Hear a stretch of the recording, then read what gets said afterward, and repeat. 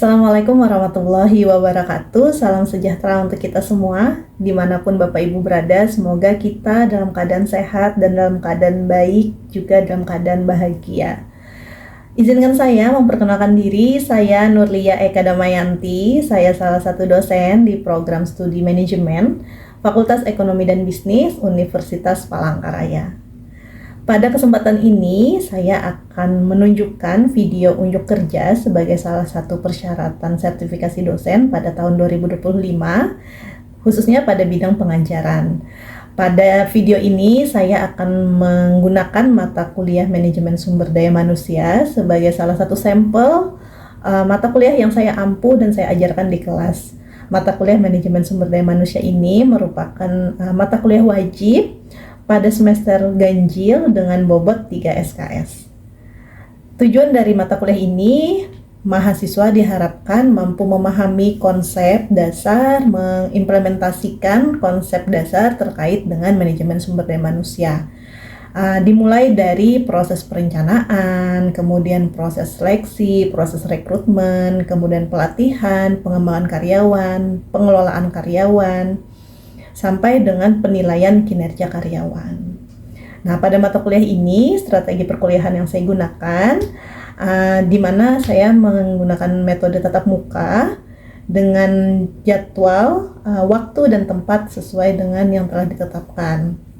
Kemudian juga strategi perkuliahan ini dilakukan sebanyak 16 pertemuan, di mana 14 pertemuan adalah 14 pertemuan untuk tatap muka, untuk penyampaian materi, kemudian satu pertemuan untuk ujian tengah semester, dan satu pertemuan untuk ujian akhir semester.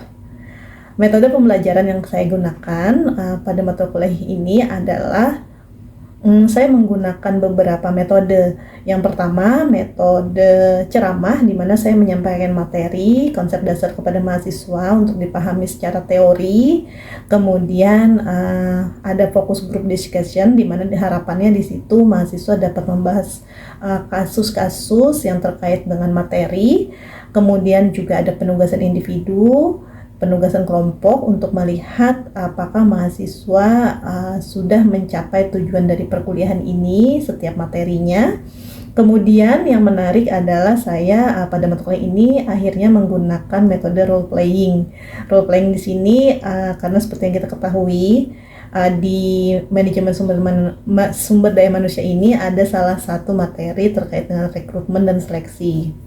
Dan juga kita ketahui bahwa mahasiswa itu pada endingnya setelah lulus mungkin akan melamar kerja, mungkin akan studi lanjut, atau mungkin juga akan berwirausaha.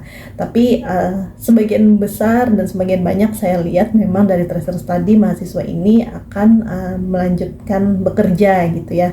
Nah, oleh karena itu saya ingin memberikan pengalaman nyata kepada mahasiswa melalui materi proses seleksi dan rekrutmen menggunakan metode role playing, di mana mahasiswa nanti akan secara bergantian menjadi HR dan juga sebagai kandidat interview. Jadi mereka merasakan proses seleksi, mereka dimulai dari proses rekrutmen, kemudian mereka menyiapkan CV, dan juga pada akhirnya mereka saling mewawancarai.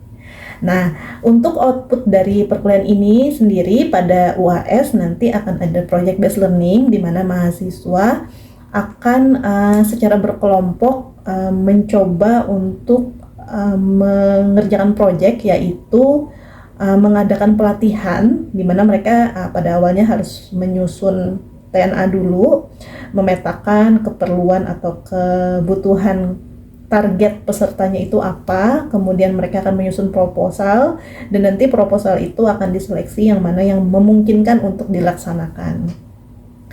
Seperti itu. Mungkin sekian pengantar dari saya untuk mata kuliah ini. Selanjutnya Bapak Ibu akan dihantarkan pada tampilan video unjuk kerja saya. Video saya ini adalah mengajar di kelas, di mana saya mengajar pada pertemuan pertama, di mana pertemuan pertama pada mata kuliah manajemen sumber daya manusia, saya akan menyampaikan terkait dengan kontrak perkuliahan dan juga overview. Jadi nanti mungkin metodenya lebih banyak ke tanya jawab dan juga diskusi. Selamat pagi. Pagi. Ya, hari ini kita bertemu di mata kuliah manajemen sumber daya manusia. Saya Eda Mayanti yang akan mengajar teman-teman di mata kuliah ini. Oke, hari ini kita di pertemuan pertama. Jadi kalau pertemuan pertama sama saya biasanya itu akan membicarakan kontrak perkuliahan dan juga RPS, tata tertib di kuliah gitu ya, sama ada pengantar materinya. Gitu. Nah, mata kuliah ini jumlah SKS-nya ada 3, teman-teman. Semester 3 kita akan bertemu di hari Rabu di jam 7.30 sampai 9.30 di ruang kuliah di 15 ya. Oke, saya bacakan dulu ya deskripsi mata kuliah kita. Mata kuliah ini memberikan pemahaman tentang bagaimana menganalisis dan mendesain pekerjaan, dimulai dari perencanaan sampai dengan manajemen si sumber daya manusia itu sendiri ya. Kemudian tujuan internasionalnya adalah harapannya teman-teman atau mahasiswa yang hadir di kelas ini memiliki pemahaman mengenai konsep, landasan, metode, dan penerapan MSDM dalam organisasi.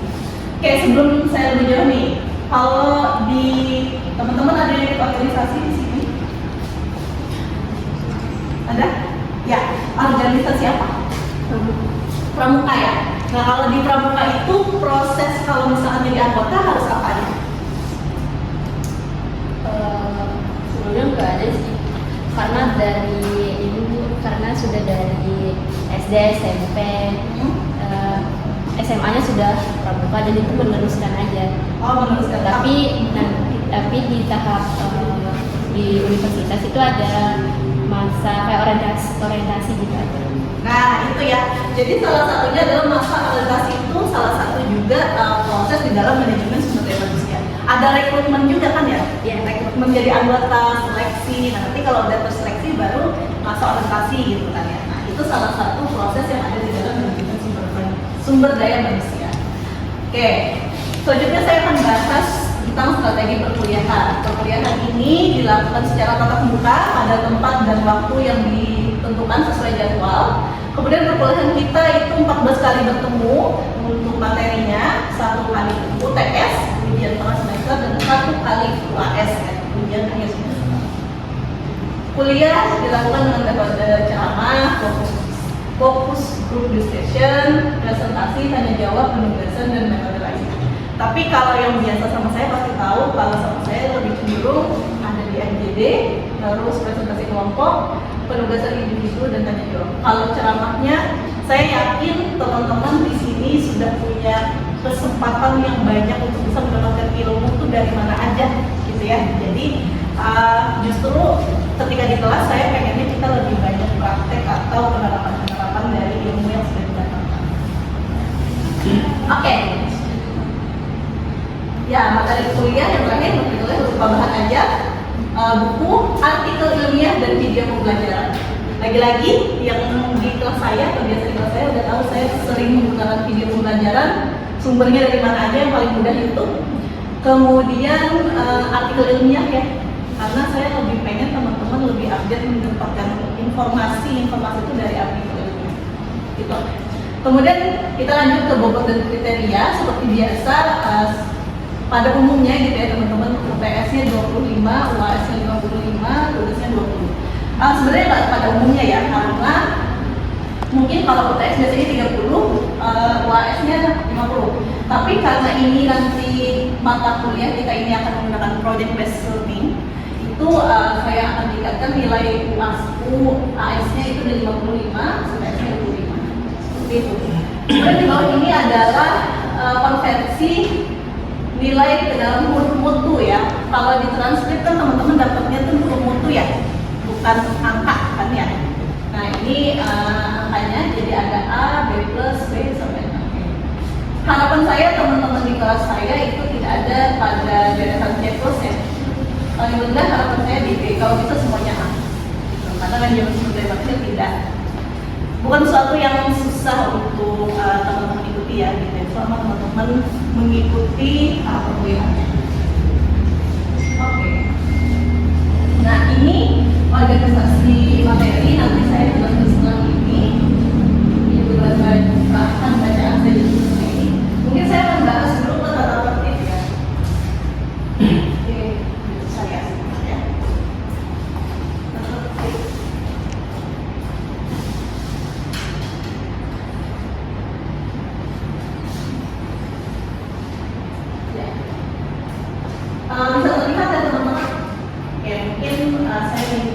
dari ujung belakang deh yang bacain. Ada siapa namanya?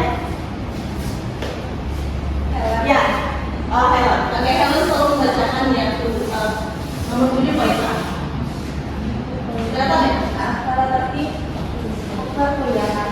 Yang pertama itu kuliah mulai sesuai dengan jadwal atau waktu dan tempat, dan atau ditentukan berdasarkan kesepakatan bersama antara dosen dan mahasiswa.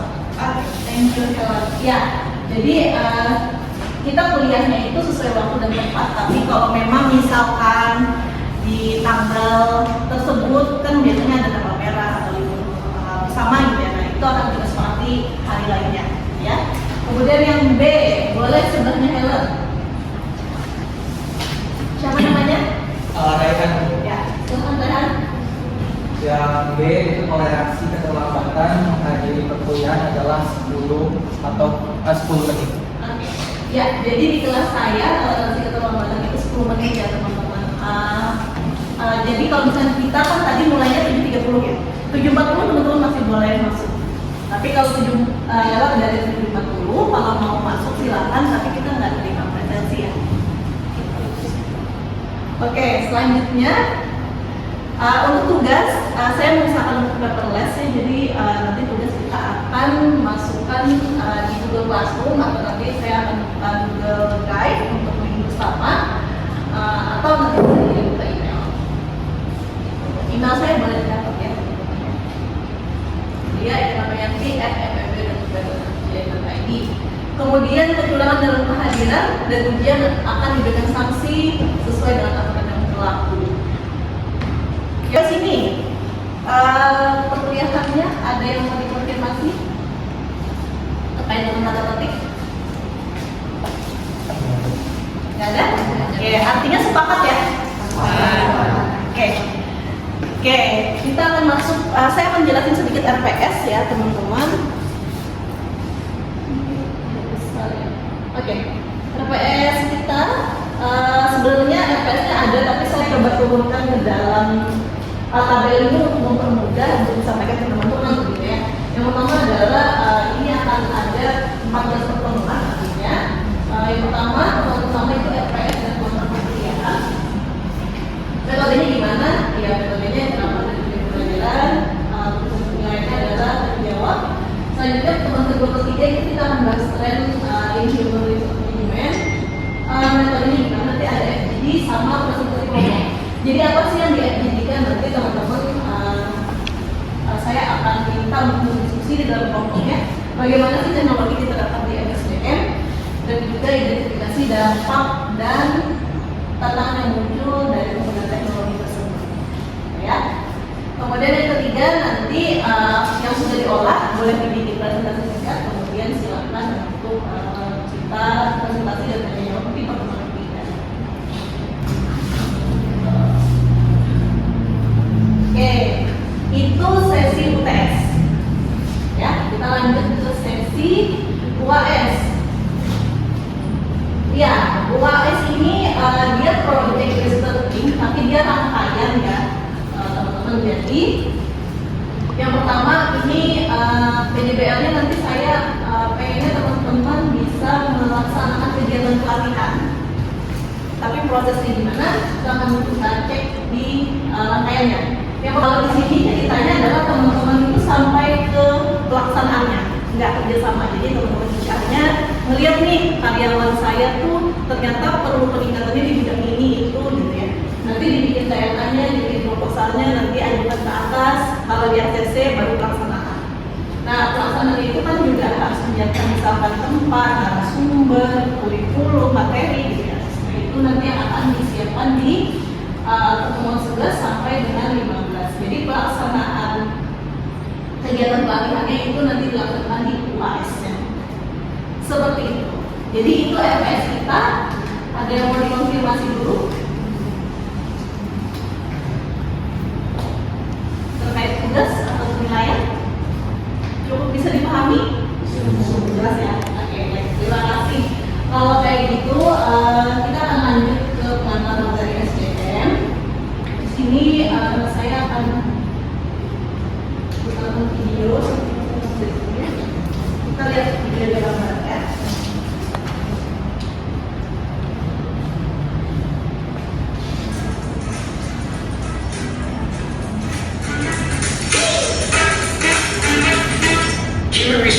management is the process through which Oke.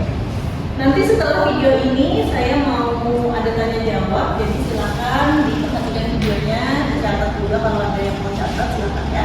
human resource management is the process through which a company identifies, recruits, hires, positions, and manages its employees. Human resources departments usually competition. All production elements must be constantly updated and enhanced. Human resources too must be consistently upgraded or replaced to keep up with rising levels of competitiveness. As a result, it's something that goes on all the time. It is an essential component of running a business. It has as its primary goal the maximization of output by employees. It seeks to maximize productivity by focusing on the people who make the organization tick. Scope of HR are also worth discussing. During this time, employees are also introduced to one another, given a brief history of the company, and given information about the company's culture, values, and work ethics. Each worker participates in a training program designed to improve his work productivity. Existing, highly experienced staff members are also offered training. Refresher courses are designed to do just that. A lot of money is allocated to training and development programs at the organization. After an employee has been on the job for about a year, the HR department will conduct a performance review to evaluate how well they've been doing their job. Pay raises, bonuses, and promotions in the future are all determined by these evaluations. Jadi dari video tadi teman-teman, apa aja sih yang meliputi di dalam HRM atau manajemen sumber daya manusia? Ada proses apa aja? Boleh siapapun? Ada apa aja? Identifikasi. Apa yang diidentifikasi? Apa? Pelamarnya, betul. Nah, sebelum pelamarnya diidentifikasi, kira-kira apa yang diidentifikasi? Sebelum ada pelamar nih, perusahaan itu mengidentifikasi apa ya? Requirement, ya. Apa? Requirement-nya apa yang diidentifikasi? Misalnya kayak apa yang diperlukan kayak CV, masuk nilai, terus ada misalnya foto KTP atau kakak gitu, pokoknya sesuai keperluan perusahaan sih. Oke, ya. Jadi identifikasi dokumen-dokumen apa sih yang harus dilengkapi sama karyawan misalkan gitu ya? Atau kualifikasi apa sih yang diperlukan karyawan misalkan kadarnya harus S1, lulusannya apa? Manajemennya harus spesifik nggak? Harus misalkan SDM kan, pemasaran kan, keuangan kan, misalkan. Itu identifikasi. Biasanya kalau di perusahaan nyebutnya juga ada MPP ya, jadi manpower planning. Jadi dia menyiapkan si man itu ceritanya si manusia yang akan menjadi kekuatan di perusahaan itu disiapkan di planning. Harus apa nih? Misalkan divisi keuangan perlu berapa nih pertemuannya, karyawannya. Nah, itu kualifikasinya apa aja, dokumen yang bisa memvalidasi si kualifikasi itu apa? Good ya. Oke, selanjutnya proses rekrut. Biasanya rekrutmen itu prosesnya gimana sih? Biasanya sebar poster gitu. Oke, poster disebarnya lewat apa? Bisa sosial media atau misalnya ditempel di kayak media promosi. Ya, media promosi ya. Kalau zaman dulu maji, atau zaman sekarang ya. Ya, ditempel poster. Ada lagi selain itu? Yang paling valid, yang paling valid apa? Web perusahaan. Yes, betul. Web perusahaan ya. Kalau saya dulu tuh memang saya kalau misalkan ada poster nih, saya nanti pasti langsung lanjut ke web perusahaan supaya memastikan bahwa ini benar. Tapi ada juga yang perusahaan memang dia tidak input di webnya, gitu. Jadi dia karena mungkin rekrutmennya nggak selalu, jadi biasanya kerja sama vendor. Gitu. Nah, sama vendor itu kita perlu cek juga. Selain web perusahaan, ada lagi yang valid apa? Yang cukup valid sekarang. Akun media sosial. Oke, akun media sosial perusahaan juga bisa. Itu berarti tadi poster ya. Selain itu apa lagi? Ini portal yang media partner. Iklannya Reza Hadiah. Ada yang tahu? Coba searching. Yes, Jobstreet ya. Jobstreet itu udah yang paling ini ya, yang paling zaman dulu banget Jobstreet. Gitu. Jadi kita nyebutnya job portal. Tapi kalau dulu Jobstreet, kalau sekarang udah banyak. ada Kalik BRR, saya nggak tahu jalan Glints, terus juga Karir.com, LinkedIn. Nah, LinkedIn adalah media sosial yang cukup fokus untuk para pelamar dan hiring dia yang mencari gitu ya. Gitu, oke mati. Nah, setelah proses rekrutmen ada seleksi. Biasanya seleksi itu apa aja yang teman-teman tahu? Human resources departments usually Ya, screening CV, dokumen, ya, dokumen, dokumen, interview, ada lagi? Ini sekalian, nah ini ya, membayangkan kalau nanti teman-teman lulus tuh saya akan ngapain sih kalau di interview, kalau di proses rekrutmen? Offering ya? Ya, apa? Offering. Mungkin beberapa perusahaan ada yang tes tertulis. Ya, ada juga bisa jadi tes tertulis. Karena kalau tertarik sama keuangan, memang mungkin dia tes tertulisnya ada. Jadi memang dia akan ngecek nih kemampuan setidaknya melihat angka atau mencapai. Atau kalau misalkan yang ini paling umum biasanya ada juga tes psikologi gitu ya. Jadi teman-teman cocok nggak di posisi. Oke, terus hiring, ketika proses hiring tadi seperti yang disampaikan ada proses orientasi ya. Orientasi, terus position, penempatan, terus di manage. Nah, di manage inilah teman-teman akan mendapatkan proses nanti ada performance review. Jadi tadi di gambarnya ya, review kinerjanya. Kalau kinerjanya udah oke, kira-kira kalau dia ditempatkan bisa pindah kemana ya, itu namanya nanti ada career path gitu ya, atau promosi. Caranya nanti ada career path-nya. Tapi kalau misalkan ternyata di posisi itu masih belum memenuhi, kira-kira berapa bulan nanti akan masuk ke training, development gitu ya. Terus nanti kalau udah sesuai akan dapat berapa uangnya, nah itu juga masuk dalam manajemen. Jadi itu yang masuk di dalam manajemen sumber daya manusia ya. Oke, sampai sini cukup dipahami atau ada yang mau dikonfirmasi? Cukup paham. Paham ya? Oke, kalau cukup paham mungkin hari ini kelasnya saya cukupkan sampai sini. Terima kasih untuk kehadirannya hari ini. Kita jumpa lagi minggu depan. Selamat pagi, saya tutup. Wassalamualaikum warahmatullahi wabarakatuh. Waalaikumsalam.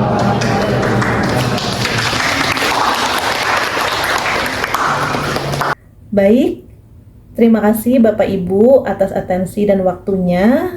Sekian video unjuk kerja saya sebagai pernyataan diri dosen pada bidang pengajaran. Terima kasih sekali lagi saya ucapkan. Saya tutup. Wassalamualaikum warahmatullahi wabarakatuh.